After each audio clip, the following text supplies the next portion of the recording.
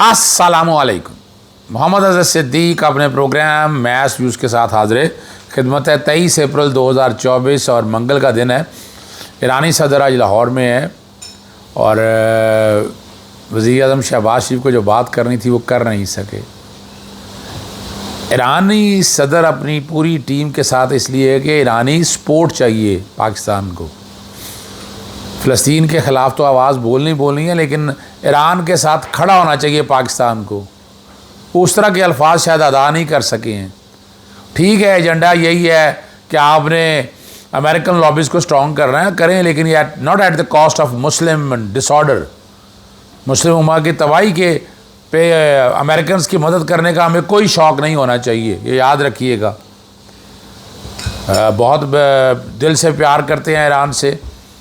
Iran ने जो हिम्मत की है फ़लस्तीन वाले मामले के अंदर वो आपके सामने है। बताएं कितने मुस्लिम मालिक हैं। हम तो इक़्तिदार के नशे में बैठे हैं, हम तो कह रहे हैं हमें कुछ कहे कोई ना और हम चुप करके एंजॉय करें इन चीज़ों को। ये तो हल नहीं है ना जी, जितना मर्ज़ी आप कर लें, ये हल तो नहीं है। इस्लामाबाद का फुल कोर्ट इजलास क्यों बुलाया गया? बुशरा बीबी को क्या मेडिकल के मसाइल हैं और क्यों ऑन बोर्ड फैमिली को नहीं रखा जा रहा, इस पर गुफ्तगू होगी। और स्पीकर कौमी असम्बली जमशेद दस्ती और इकबाल खान की रुकनीत बहाल कर दी, क्यों मुअत्तल हुई थी? चीफ जस्टिस ने सुप्रीम कोर्ट में अपील दायर करने की मुद्दत में तब्दीली का दिया है। एमसी और क्लिफ्टन कंटोनमेंट बोर्ड को नोटिस हो गए हैं।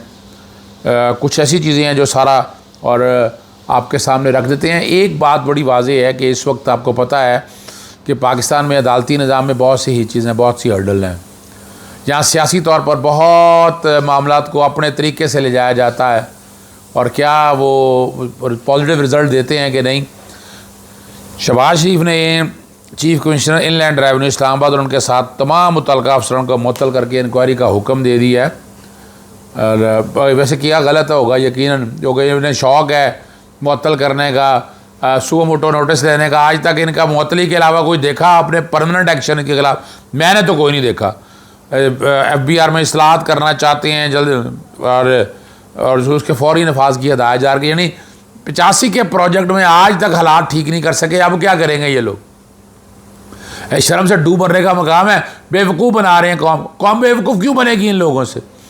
और कौम को बेवकूफ़ नहीं बनना चाहिए। बुशरा बीबी जनाब वज़ीर आज़म इमरान खान की बेगम साहिबा बड़ी तकलीफ़ बर्दाश्त की है और ख़ातून किस तरह सामने खड़ी रही, मुकाबला किया, प्रेशर डाला उनके ऊपर।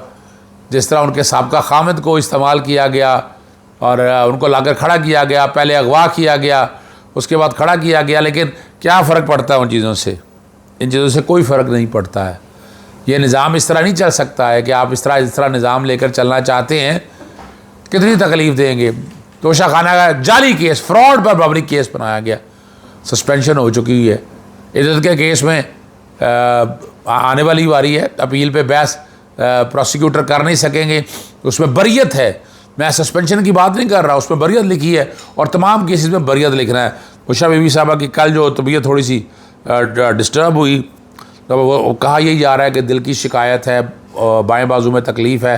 पहले एंडोस्कोपी हो गई, पहले लेडी डॉक्टर गई, उसके बाद 2 डॉक्टर गए, एम्बुलेंस गई, एम्बुलेंस से पूछा गया। यानी उनका हक तो है ना, बताना तो चाहिए। नहीं, एम्बुलेंस को क्या हर्ज है बताने से? क्या यानी छुपा के क्यों रखा जा रहा है?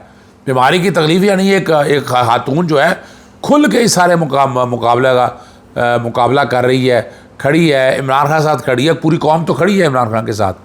लेकिन ये खातून खाना को इस तरह की तकलीफ़ देना और उनके आसपास अपना फ़रा शहज़ादी के हवाले जो तकालीफ बरदई हैं, अभी आप देख लें क्या कौन सा केस सामने बना सके।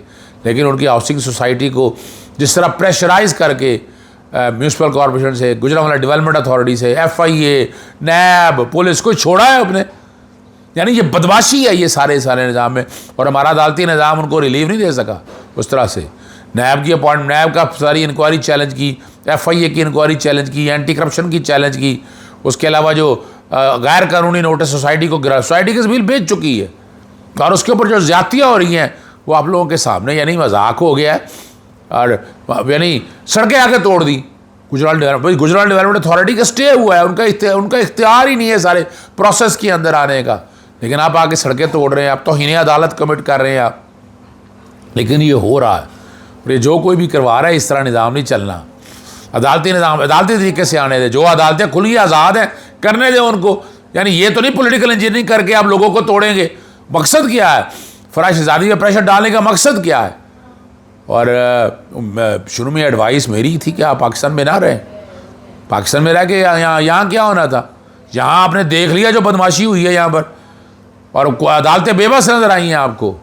ये मैं बार बार कहता हूँ, उनके बच्चों का नाम ECL में डाल दिया गया, और मई से लेकर आज मई आने वाला है, 1 साल हो गया। बच्चों ने बाहर पढ़ने जाना था, नहीं जाने दिया गया। उम्र जाने नहीं दिया गया। UK जाना था, नहीं जाने दिया गया।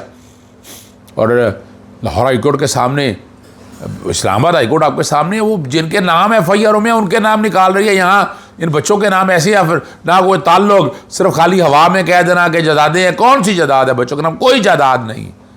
लेकिन कौन जवाब देगा? इन बुनियादी हकूक़ के तहफ़्फ़ुज़ का आर्टिकल 8 का नफाज कहाँ होगा कि बुनियादी हकूक़ के ख़िलाफ़ वर्जी हो तो आपकी ज़िम्मेदारी रखनी है।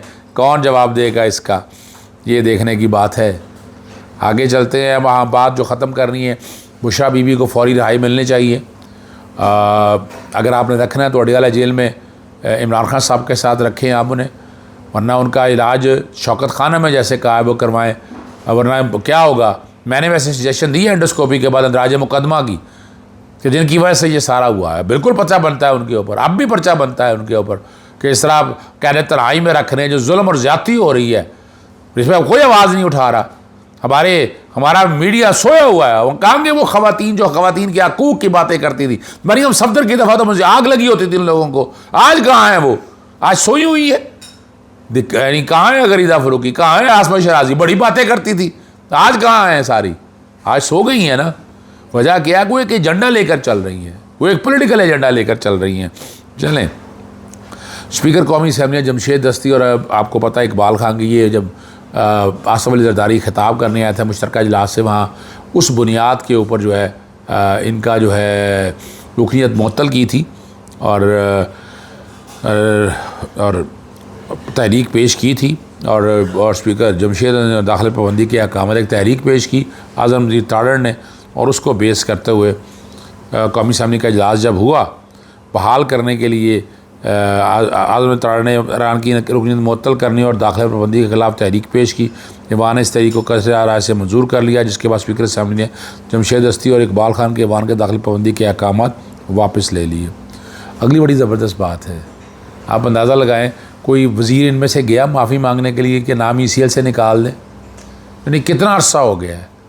आप अंदाज़ा लगाएँ, नैब की सिफारिश पर ये नाम जो निकाले गए हैं ECL से, खैबर पख्तूनख्वा के वज़ीर आला अलमीन गंडापुर का नाम, शफ़कत महमूद, परवेज़ खटक, अली जैदी, आज़म सवाती, असद उमर, फ़ारूक नसीम, शीरी मज़ारी, एजाज़ शाह, खुसरो बख्तियार, और लेकिन इमरान खान का नाम नहीं निकाला, ना बुशरा बीबी का निकाला, ना फराशिज़ादी का। क्या है? क्या है ऐसा? नैब के पास इख्तियार कहाँ से आ गया प्राइवेट लोगों का? लेकिन ये आप लोगों के सामने बताने का मकसद है। IG पंजाब IG सिंध गुलाम नबी ने शराइन और सड़कें बंद करने पर, ब्लॉक करने में मुकदमा दर्ज करने का हुक्म दे दिया है। शराइन और कहा है कि कोई शख्स या जमात को एहतजाज के लिए शराइन और सड़क बंद करने की इजाज़त नहीं है। और जब खुद बंद कर ले, जब कोई MNA MP आए, जब VI की प्रोटोकॉल हो, तो तब क्या कहेंगे आप? पाकिस्तान में ये हालात इसी तरह के हैं, और ये ज़्यादती बहुत हो रही है और आम हो रही है।